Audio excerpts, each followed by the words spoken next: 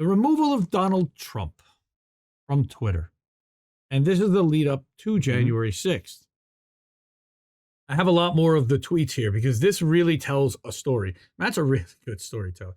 By the way, if you have not already, tknews.substack.com, I think it might also be taibbi.substack.com, is Matt's Substack. It's $5 a month. It's $50 a year. I became a paid supporter because, first of all, you get his breakdown and his analysis of what his take is on all of this, which I thought was pretty interesting and actually aligned pretty closely with where I was. And I was asking tough questions the minute this stuff came out. And I'll put up the tweet.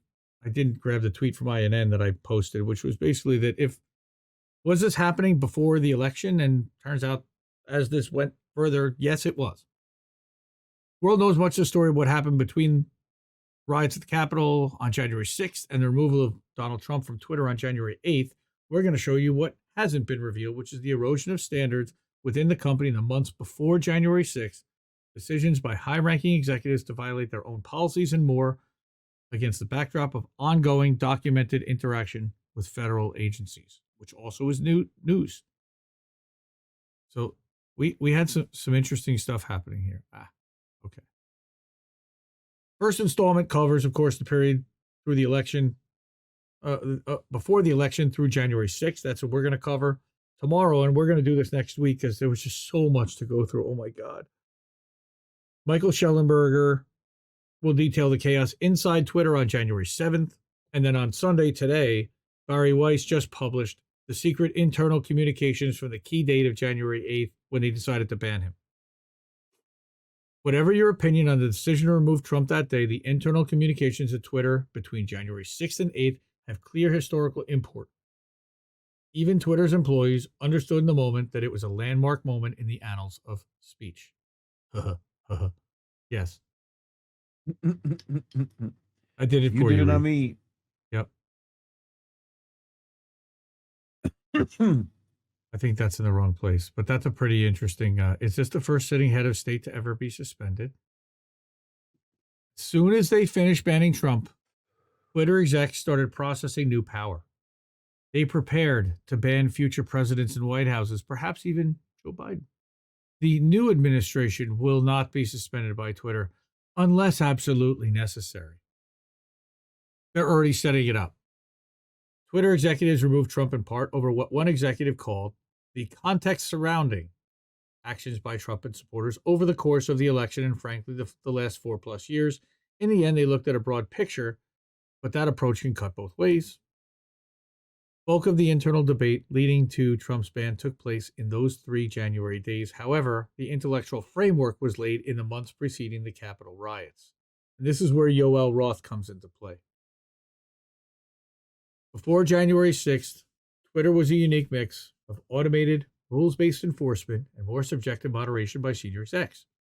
As reported, the firm had a vast array of tools for manipulating visibility, most of which were thrown at Trump and others pre-January 6th.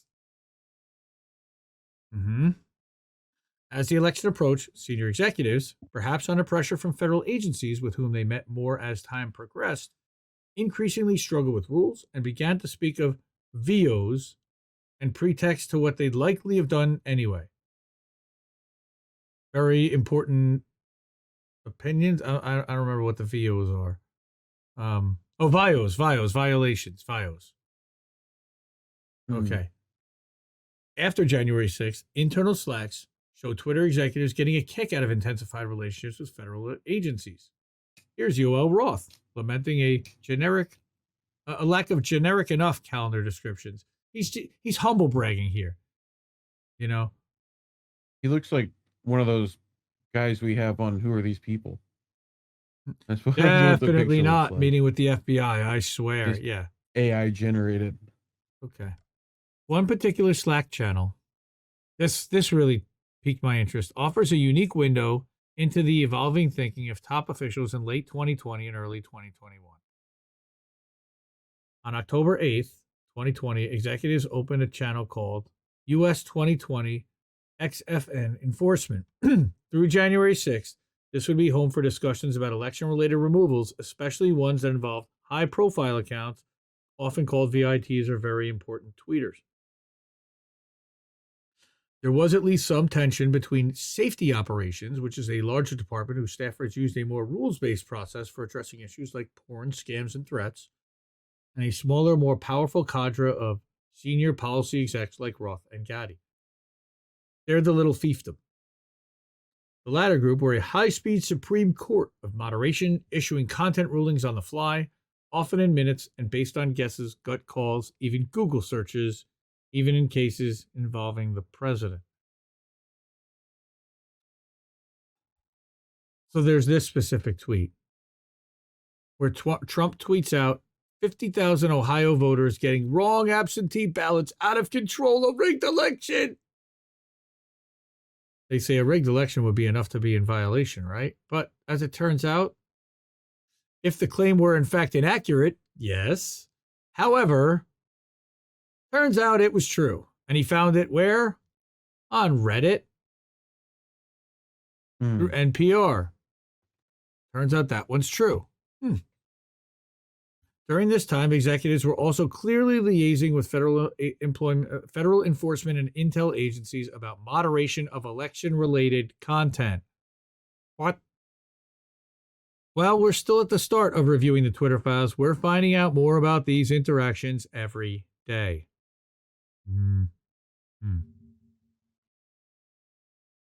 This post about the Hunter Biden laptop situation shows that Roth not only met weekly with the FBI and Homeland Security, but also with the Office of the Director of National Intelligence.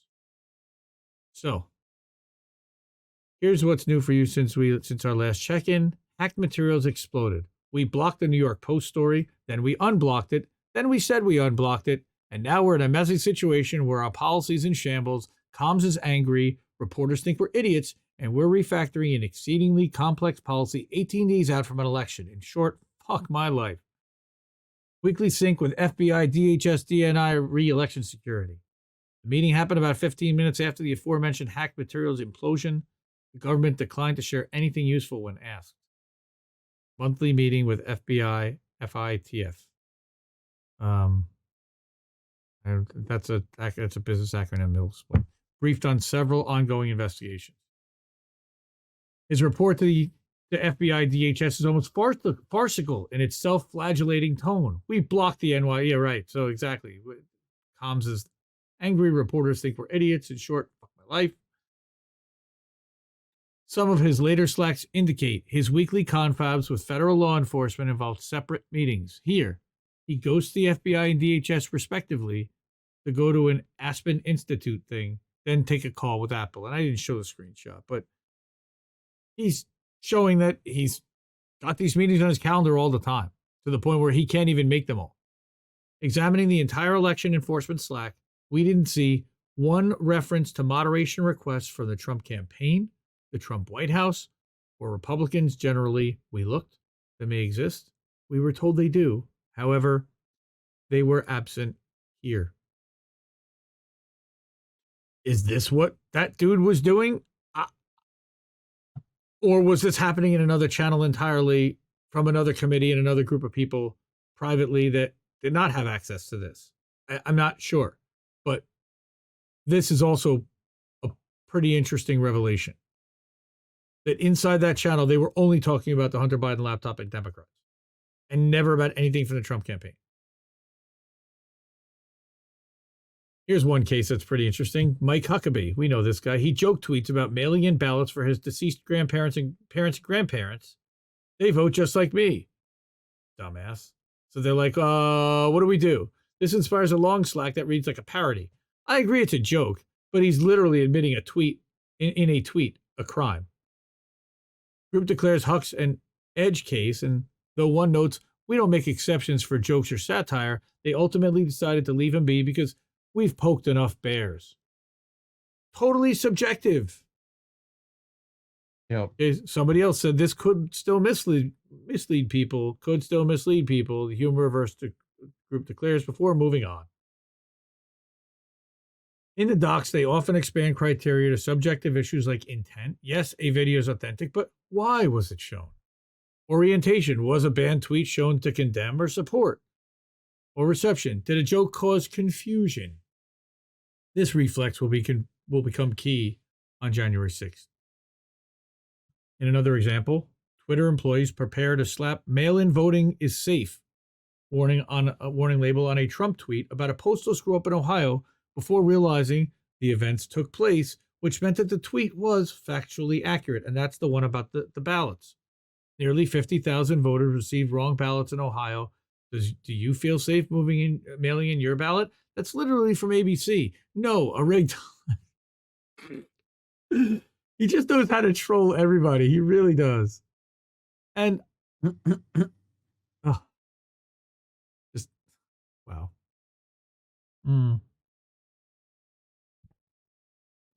So inside, what are they saying? Okay. They say to not sure how the process is, forget. Are we expected to do the policy comms write up? Right. And I've been on paid time off, so I'm not 100% up to speed.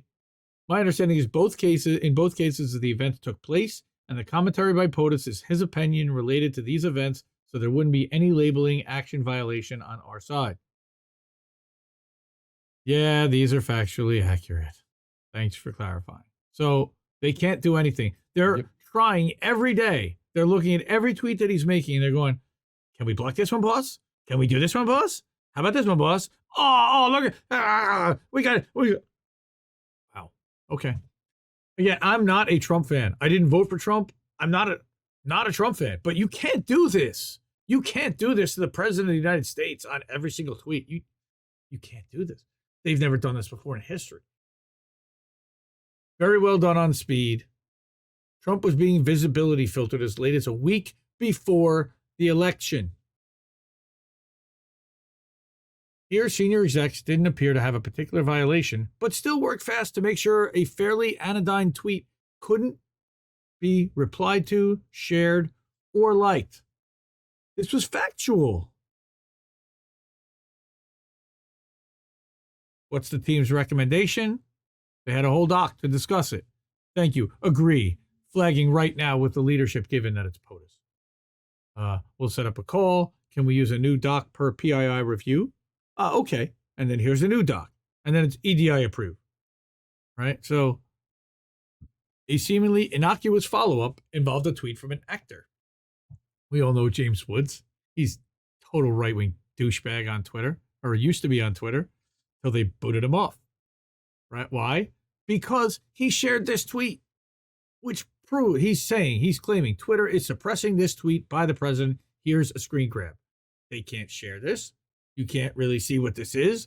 They're trying to immediately call him out for being a liar, or at least provide some kind of additional context to his tweet that they don't do to anybody else. This is unequal treatment. Right? They're saying that James Woods' ubiquitous presence in argued over Twitter datasets is already a Twitter files in-joke. I guess among the researchers, because he's so effective at poking the bear and he's there so often and he pisses off Twitter executives so often. That would be my guess. After Woods angrily quote tweeted Trump's warning label, Twitter staff, in a preview of what ended up happening after January 6th, despaired of a reason for action, but resolved to hit him hard on future VIO. That is a really key phrase, that hit him hard on future VIO. Considering, he says, with firmer basis. Meanwhile, I love saying that, there are multiple instances of involving pro-Biden tweets warning that Trump may try to steal the election that got surfaced only to be approved by senior executives. This one, they decide, just expresses concern that mailed ballots might not make it on time. I mean, they're going to try to steal the election. These are blue checks. If you haven't voted yet, don't mail. Drop it off or vote early. If you can't vote, vote them out. Right? So it's encouraging people to vote. So therefore, even though they're saying they're going to try to steal it, that's okay. Right? This is an edge case with commentary and encouraging voters not to vote by mail. I believe we should label it. And I don't know who this Patrick Conlon is, but he seems to be making an awful lot of decisions about censorship here at Twitter.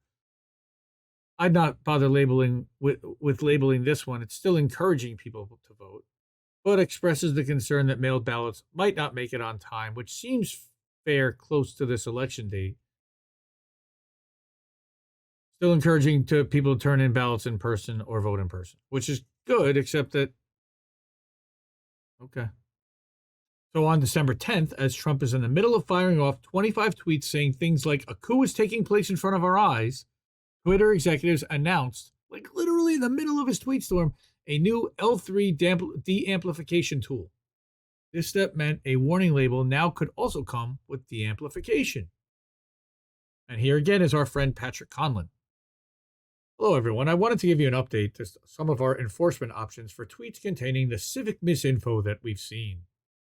It's been decided that tweets that we've manually reviewed and determined need a label will now be subject to L3 de-amplification, further restricting the extent to which that tweet can be shared.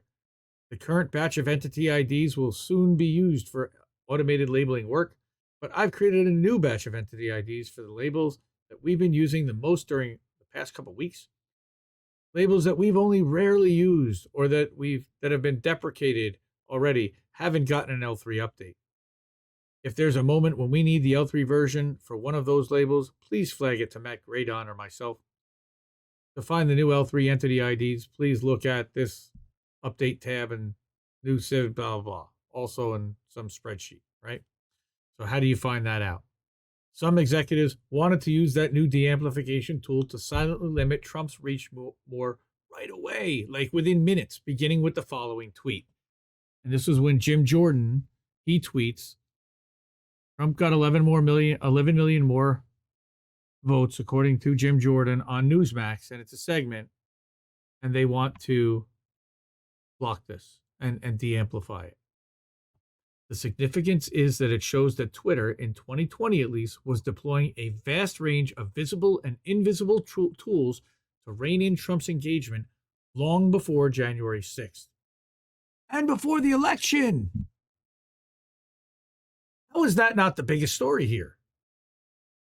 In Twitter docs, execs frequently refer to bots, e.g., let's put a bot on that. A bot is just any automated heuristic moderation rule. It can be anything. Every time a person in Brazil uses green and blob in the same sentence, do something. I call it an IFT command. So they created one in this instance. It appears that moderators added a bot for a Trump claim made on Breitbart.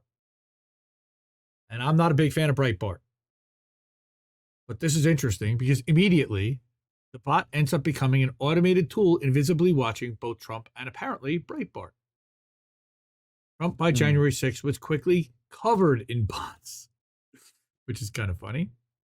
There is no way to follow the frenzied exchanges among Twitter personnel from between January 6th and 8th without knowing the basis of the company's vast lexicon of acronyms and Orwellian unwords. I love that. Acronyms and Orwellian unwords. Matt's so good. To bounce an account is to put it in timeout, usually for a 12-hour review or cool-off period. I actually got one of those on my DMs about a week and a half ago. Yep. Interstitial, and we're all very familiar with that because our friend Fiorella gets the interstitials every day, is one of the many nouns used as a verb in Twitter speak. Deny list is another, which means placing a physical label atop a tweet so it can't be seen. PII has multiple meanings, one being public interest interstitial, i.e., a covering label applied for public interest reasons. Post below also references proactive V or proactive visibility filtering, meaning they're throwing the kitchen sink at this stuff. And they still can't stop it. And can you imagine how far it would have gone, how much more viral, how many more people, how much more effective it could have been had they not thrown blocks on it? And yeah, they're not, again, but we're supposed to have a free and equal country, right? Where everyone has the equality of opportunity and the equality of reach and the equality of message. This is all necessary background of January 6th. Right. Before the riots, company was engaged in an inherently insane and impossible to project, trying to create an ever-expanding, ostensibly rational set of rules to regulate every conceivable speech situation that might arise between humans. That sounds like a totally normal thing to do. The project was preposterous, yet its leaders were unable to see this, having become infected with groupthink, coming to believe sincerely, holy shit, that it was Twitter's responsibility to control as much as possible what people could talk about, how often, and with whom. That's the tweet that drove me insane right there. When panic first breaks about January 6th, there's a fair share of what the fuck type posts mixed in with frantic calls for Twitter to start deploying its full arsenal of moderation tools. What's the right remediation? Do we interstitial the video? Asked one employee. This theme of policy, perhaps being stressed by queries from communications executives who themselves have to answer the public questions, occasionally appears. 2 days later, you see chatter about pulling comms out of the loop. First company-wide email from Gaddy on January 6th announced that 3 Trump tweets had been bounced, but more importantly signaled a determination to use legit violations as a guide for any possible permanent suspension. Here's the email from Vijaya. Hi team, an update on actions we're taking as a result of what's happening in DC today. We have removed 3 tweets from @RealDonaldTrump on January 6th for making unfounded claims of voter fraud and election theft, which must be viewed in the context of violence in Washington, D.C. today, and reasonably can be expected to continue to incite and inspire violent acts around the country. We're requiring a 12-hour timeout following the removal of these tweets. We also have tweeted so there's transparency in our actions and making it clear that future violations of the Twitter rules will result in permanent suspension. Imagine if they had done this to Pedro Castillo. Imagine if they had done this to Lula. Imagine if they had done this to Boris Johnson. Here's what happened. Safe to say Trump's go home with love and in peace tweet mid-riot didn't go over very well at Twitter headquarters. And there's our friend Patrick Conlon. What the actual fuck? I'm labeling this now? What are you labeling it? Sorry, I got emotionally angry seeing that. Turns out I'm not a full robot. Who knew? It's gut-wrenching. He's a horrible human being. So again, we're getting his personal bias now on full display. Mm-hmm. In the most critical moments. The last few notes about January 6th. Roth at one point looked and found Trump had a slew of duplicate bot applications. They were making sure, like I said, throwing every possible filter that they could at every Trump tweet and every Trump everything to make sure that he was not tagged, that you couldn't tag him in stuff that, man, that campaign's got all kinds of cases that they can make that this, how do you determine exactly what the influence was here? So by the end of the first day, top execs are still trying to apply rules. By the next day, they'll contemplate a major change in approach. Watch this weekend for the play-by-play of how all that went down. And then we'll cover that next week. Maybe. I don't know. I'm going to look through it and see if it really makes sense to really go through the day-to-day. We all know what happened. I want to establish the corporate policy, and I'm going to talk. I have a recap and I have a summary of what are we pulling out of all this. By January 8th, which we'll describe on Sunday, Twitter is going to be receiving plaudits from our partners in Washington, and the sitting U.S. president will no longer be heard on the platform. So, lastly, people on the left, right, and in between want to know what else is in the Twitter files, from suppression and shadow banning of leftists to lab leak theorists or amplification of military propaganda or conservative accounts. We know everyone has questions. And while we stumbled on tidbits here and there about topics ranging from COVID to foreign policy, the reality is the data sets are so enormous and we're still working through them. Totally understand. That was a lot, I know. And I got one more story that's kind of heavy, but also kind of uplifting and kind of wow. But before I do, I know.